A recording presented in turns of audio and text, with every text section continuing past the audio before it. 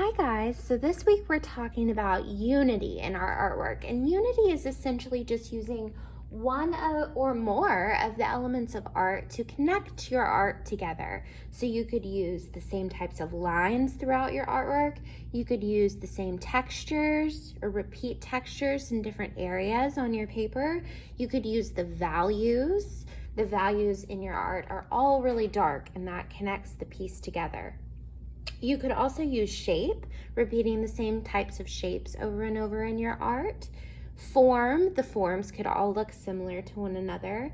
Color, you could use certain colors in areas of the paper to move your eye around. Line, like I said, I already said that one. Or space, you could use space to group objects together and tie those things into one another. So the whole point of unity is so your artwork looks like one cohesive piece and not a bunch of other ideas that you've just kind of sprinkled around your paper. We're trying to tie all these things in together, and we're also trying to move the viewer's eye around our piece of art using unity. So you can see here, I started kind of a silly little drawing, and I'm going to go through with you some of the things that I did or am doing to bring unity into my work of art. So I had this idea. I thought it would be really funny to make a drawing of rabbits all dressed up. So the first thing that I'm using to create unity in my piece of artwork is I'm using the same types of forms. I'm repeating the forms over and over. So I drew one rabbit, and then I kind of copied the styles of the rabbits after each other. So all three of these rabbits have the same essential form, and I made some little differences to the rabbits. Like this one's ear is bent, this one's wearing a hat, and they're all obviously wearing different types of clothing. I also used line to connect my work of art together. So I went through and I outlined everything with a black marker, and that makes it look sort of like a book illustration or something like that when you outline your work.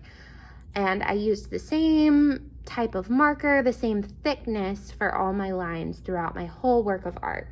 The next thing that I'm going to be doing is using color to connect my work together. So I'm gonna go through, and all of my rabbit faces are going to be the same color. So I'm not making these particular rabbits all different colors.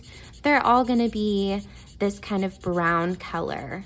And so when you see this, it's going to connect in your mind even more that these are the same forms, that I'm repeating this same rabbit shape throughout my paper. And then I'm also using the same color for all of these rabbits, okay? So let's color these guys in. All right, so now all three of my rabbits are the same shade of brown, and now your eye is connecting these rabbits together even more than if I had chosen three different colors for these three different rabbits.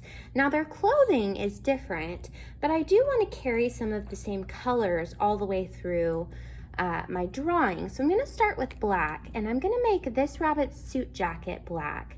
I believe that I'm going to make either her shirt or her skirt black, and maybe her hat.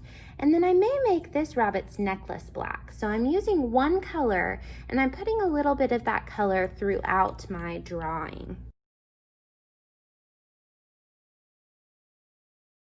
All right, so now my black marker is dying a little bit, so I didn't do the best job on that. I really should have grabbed a nice new marker.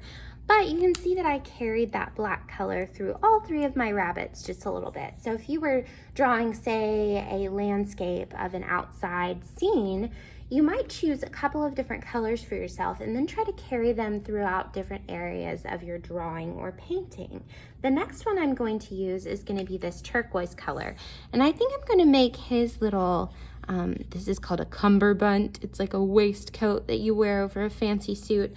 I think I'm going to make that dark turquoise color. I think I'm going to make her whole dress this turquoise color. And then maybe her hat is going to be this turquoise color as well. So let's color all of that in now. All right, so the very last thing I'm going to do to my drawing to add even more unity is I'm going to choose to add a pattern, which could be classified as maybe like a texture in your work. I'm going to add a pattern to two of my rabbits to kind of connect them to each other, especially since these two rabbits are on opposite sides of the page from each other.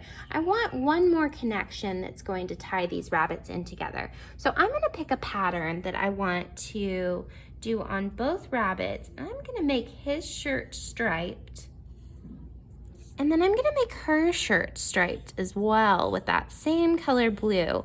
Now, even if you were using maybe a different color, but you're carrying, say, polka dots throughout your whole work of art, your viewer is going to tie those objects together because you're using the same pattern on the whole work of art. So now you can see that from when I started and I just had my pencil drawing, yes, I was using 3 rabbits, which were the same types of forms.